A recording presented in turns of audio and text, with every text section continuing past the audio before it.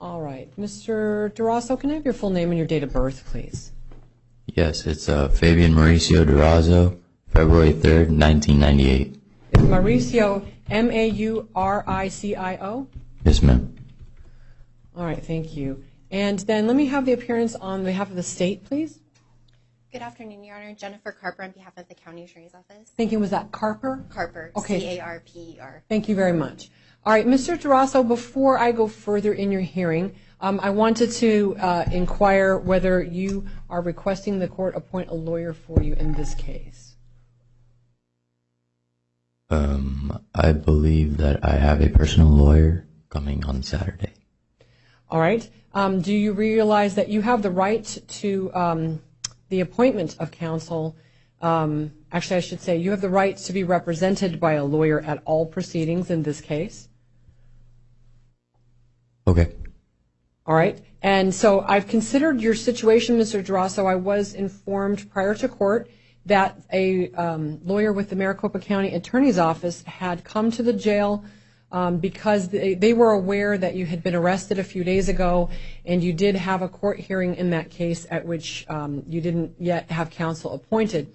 And so I think they came in an abundance of caution, recognizing that this is a very serious case and that they wanted to be available to facilitate the court's obligation to see that your rights are protected, and that that does include the right to the appointment of counsel. So I was also made aware that you were probably not going to specifically request that I appoint you a lawyer for purposes of this hearing. But I have considered your situation, and that does include the allegations against you, which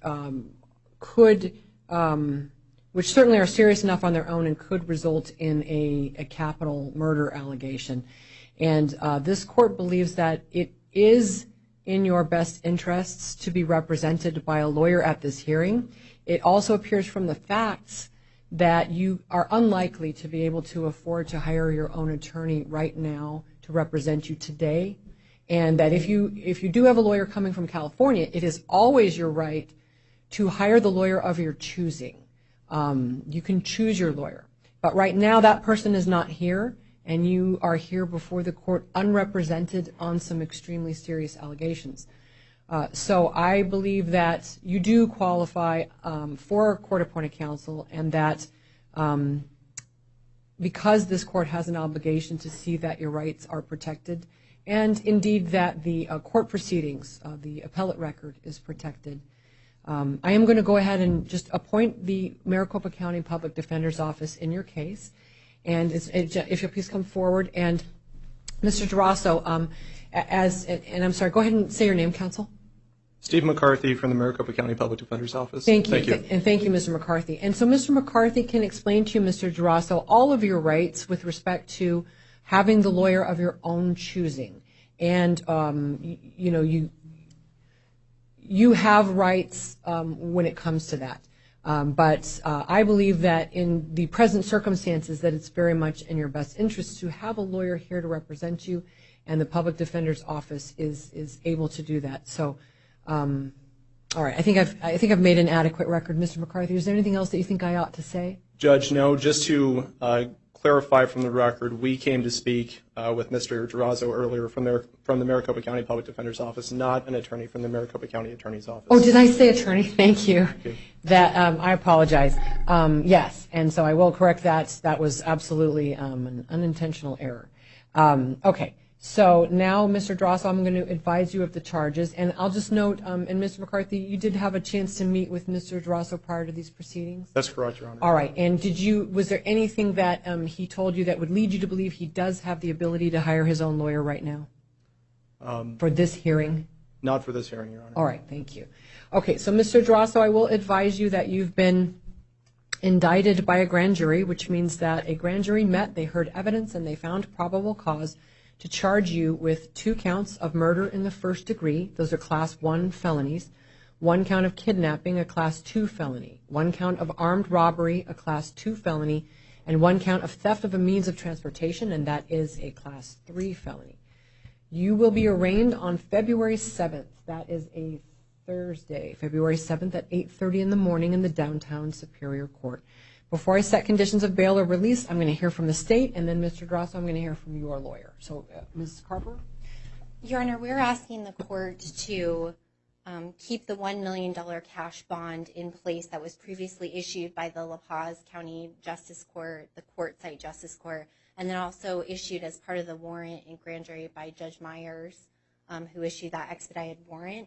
If the court's inclined to do that, I won't go into further details about the case. I am inclined to do that, so if you want to sort of punt, and we'll hear from Mr. McCarthy, then if you wanted to offer further argument, I would give you a chance.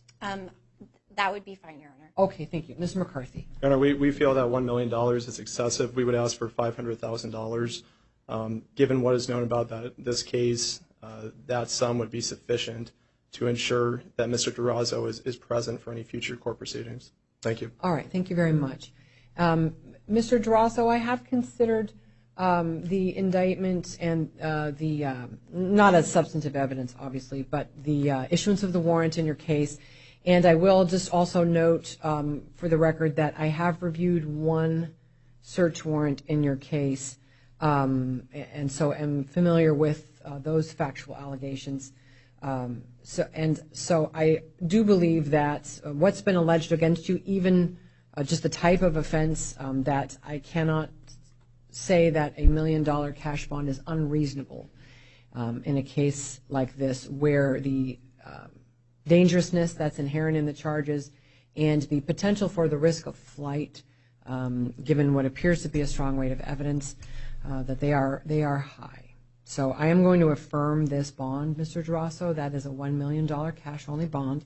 If you do post the bond, then you are ordered to comply with all of your written release conditions, and those include no going to the scene of any of the alleged crimes, no contact with any witnesses, no weapons, no drugs, no alcohol. You are still under 21. Also, you may not have any contact with the alleged victim's next of kin, even if one of them contacts you first. Anything further from the state? No, Your Honor, thank you. And from the defense? No, Your Honor, thank you. All right, thank you very much, and thank you for coming down, Mr. McCarthy. You're welcome. Thank All right, you. Mr. Durazo, if you'll sign for the clerk, she'll give you a copy of your paperwork, and we will stand.